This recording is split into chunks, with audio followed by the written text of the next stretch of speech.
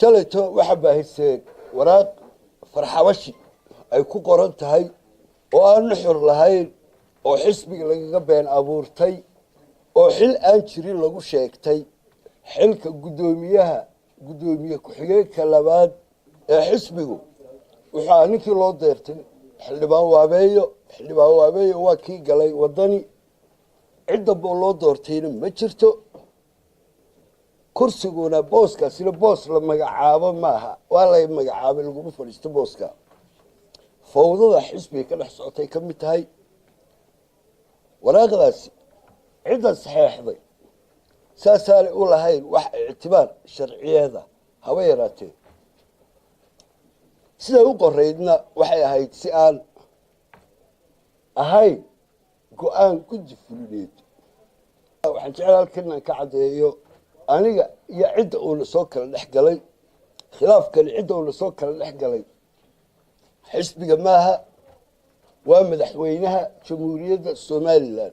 muuse biixi cabdi waana xeerkii kufsiga ee aan ka hadlay waxaa ogtiin ilaa maalintii hore laga hadlay madaxweynuhu mar qura muu caddeynin mowqifkiisa mar qura kamuu hadal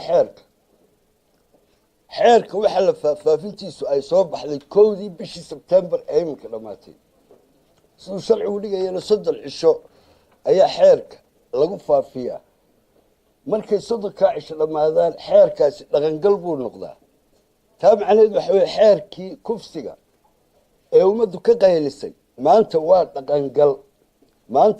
waa dhaqangal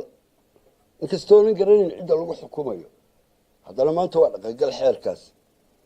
arbush madoobay waraaqdani ahayd maadaama uu dhaqangal yahay xeerku maanta yuu ka hadli bay ahayd macnaheedu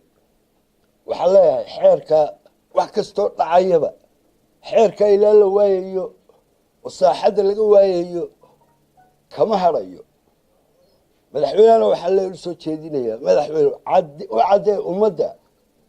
mowqifkaaga ku dhiiro maxaad u gabanaysaa maxaad marba usoo diray ugu soo gabanaysaa buul yaroo buul hunguriya u caddee mowqifkaaga xeerkani waa xaaraan waa sharci daro dastuurkuu xadgudub ku yahay diinta islaamkuu xadgudub ku yahay wax la aqbali karo oo la qaadan karo maaha waxaanu isku haynaa waxa weeye waa diintii islaamka waa shareecadii islaamka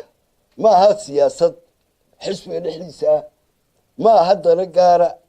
ma aha wax kale oo naga dhexeeya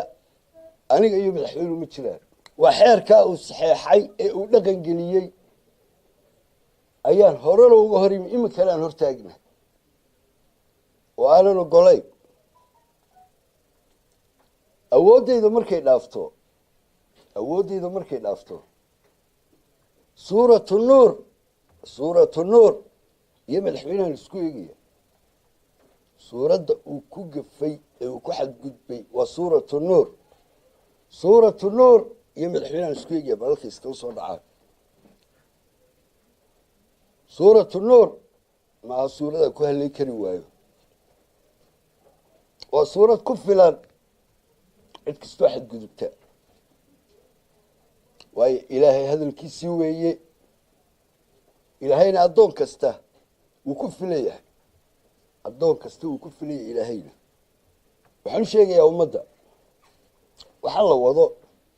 waxaan xisbiga iyagii loo gelinayo mushkiladda waxaan khilaafka lagu sheegayo hele xisbiga kulmiyaa iskhilaafsan warbaahinta haddaad tihiin iminkaba way maqlaysaa xisbi kulmiye la yidhaah oo iskhilaafsani ma jira haba yaraatee waa madaxtooyada arrintan madaxtooyaday ka socotaa xeerkaasay kusan leedahay waa diintii islaamka waxaanu isku haysanaa qaala allaahu iyo qaala daaquutu